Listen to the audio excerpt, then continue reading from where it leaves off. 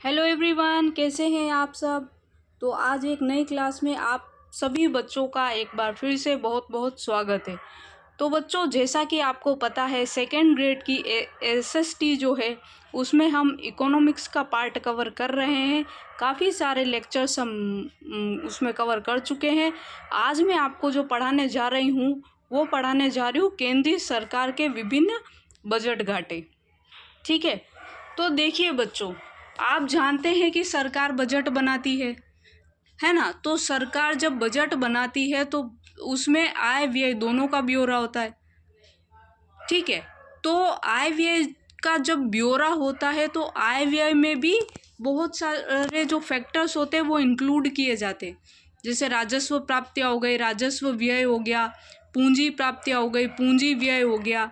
तो ये सारी चीज़ें क्या है, ये कॉन्सेप्ट क्या है, इसको आज हम डिस्कस करेंगे। तो देखिए, केंद्रीय सरकार के विभिन्न बजट घाटे। सबसे पहले हम बात करते हैं राजस्व बजट की। राजस्व बजट जो होता है, रेवेन्यू जो बजट होता है, वो दो भागों में बांटा गया है। पहला भाग इसका है राजस्व प्राप्तियां यानी कि रेवेन्यू रिसिप्ट, और राजस्व व्यय यानी कि रेवेन्यू एक्सपेंडिचर। अब देखिए, राजस्व प्राप्तियां क्या होती है यानी रेवेन्यू रिसिप्ट क्या होती है। करों से प्राप्त आय, ब्याज से प्राप्त आय, विनियोग से प्राप्त लाभ, सेवाओं के मूल्य एवं शुल्कों से प्राप्त आय इसमें सम्मिलित की जाती है।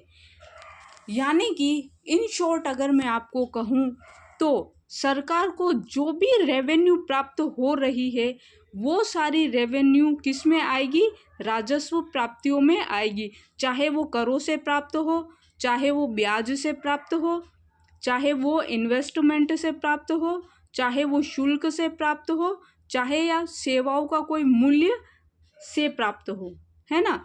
जो भी प्राप्तियां सरकार को, मतलब जो भी आय सरकार को हो रही है ना, वो क्या है, रेवेन्यू रिसिप्ट है। अब बात कर लेते हैं राजस्व व्यय की। राजस्व व्यय क्या होता है, देखिए, राजस्व व्यय में सरकार के खर्चे होते हैं। कौन से सरकार के खर्चे, जिनसे सरकारी कामकाज चलता है।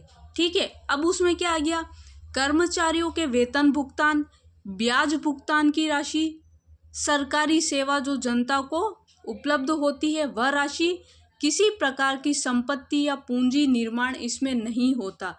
रेवेन्यू एक्सपेंडिचर वो होता है जो सरकार खर्चा तो करती है लेकिन उस खर्चे के बदले में सरकार को कोई रेवेन्यू, कोई बेनिफिट, किसी प्रकार का कोई लाभ नहीं मिलता है, वो कहलाता है रेवेन्यू एक्सपेंडिचर। ठीक है, चलिए आगे चलेंगे हम पूंजी बजट। अब अगर हम एक चीज़ और बता देती हूँ, अगर हम राजस्व प्राप्तियां और व्यय की बात करते हैं तो इसमें आपको पता होना चाहिए कि राजस्व प्राप्तियां वो है जो सरकार की आय है, राजस्व व्यय वो है जो सरकार के खर्चे हैं जिनसे कोई बेनिफिट डायरेक्ट नहीं मिलता, है ना।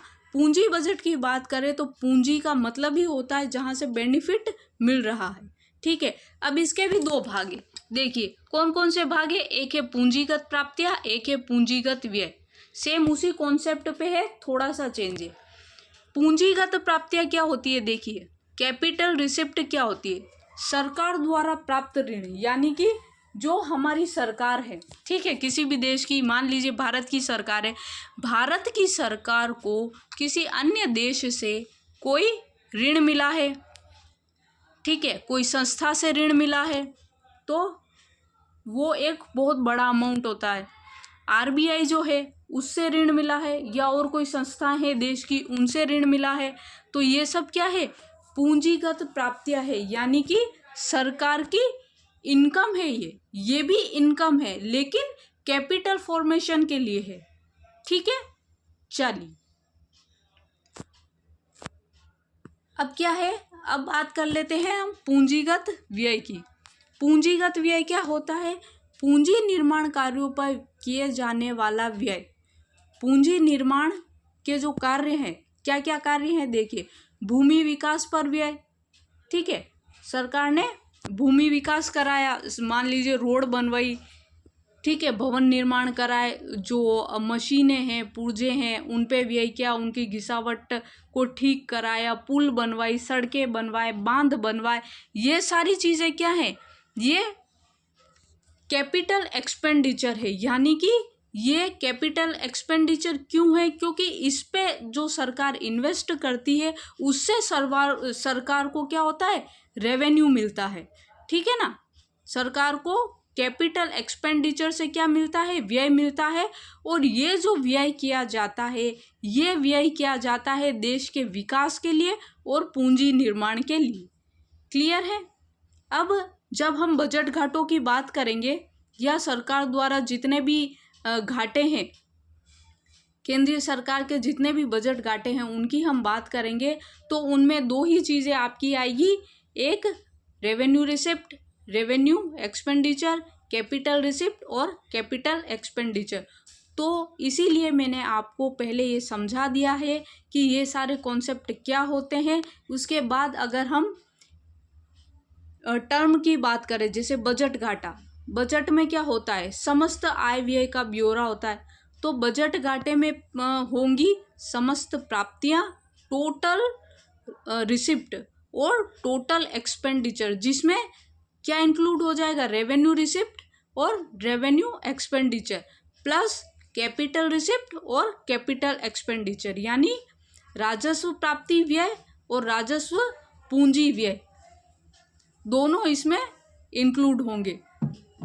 राजस्व घाटे की अगर हम बात करें तो राजस्व घाटे में, क्योंकि यहाँ पे हम राजस्व घाटे की बात कर रहे हैं, तो राजस्व घाटे में क्या आएगा? सिर्फ राजस्व प्राप्तियां प्लस राजस्व व्यय, रेवेन्यू एक्सपेंडिचर और रेवेन्यू रिसिप्ट, यही आएंगी, ठीक है।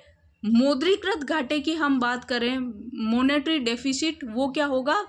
सरकार जब आरबीआई से उधार लेती है, ठीक है, मौद्रीकृत घाटा आप इससे याद रख सकते हैं कि देश में मुद्रा का चलन कौन करता है? मुद्रा किसके द्वारा जारी की जाती है? आरबीआई द्वारा जारी की जाती है। तो सरकार जब आरबीआई से उधार लेती है, सरकार जब आरबीआई से ऋण लेती है, तो मौद्रीकृत घाटा होता है। राजकोषीय घाटे की बात करें अगर हम, तो राजकोषीय घाटे में समस्त आय, समस्त व्यय, ठीक है, मतलब कि revenue expenditure plus capital expenditure, revenue receipt plus capital receipt. लेकिन इसमें जो बोरोइंग है सरकार की, सरकार ने जो ऋण लिए हैं उसको इंक्लूड नहीं किया जाता है, ठीक है। समस्त आय और व्यय इसमें इंक्लूड की जाती है, एक्सक्लूडिंग बोरोइंग, ऋणों को इसमें शामिल नहीं किया जाएगा। प्राथमिक घाटे की अगर हम बात करें, प्राइमरी डेफिसिट, इसमें क्या होगा? जब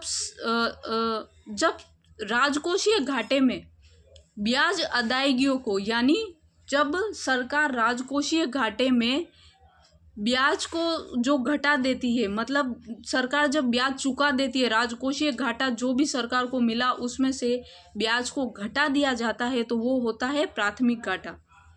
पूंजी घाटे की बात करें तो ये बहुत आसान है, पूंजी की बात की जा रही है, तो इसी में दो चीज़ें आएगी, पूंजी व्यय और पूंजी आय, यानी कि कैपिटल रेवेन्यू और कैपिटल रिसिप्ट। तो बच्चों, ये जो लेक्चर था, ये था आपका सरकार के विभिन्न प्रकार के बजट घाटे। आई होप आपको ये कॉन्सेप्ट समझ में आ गया होगा। अगर आपको मेरी क्लास पसंद आई है, लेक्चर पसंद आया है, तो प्लीज़ लाइक, शेयर और सब्सक्राइब ज़रूर करें, मेरे चैनल को सपोर्ट करें। अब हम मिलेंगे अगली क्लास में नए क्लास के साथ, तब तक पढ़ते रहिए, बढ़ते रहिए। Thank you so much.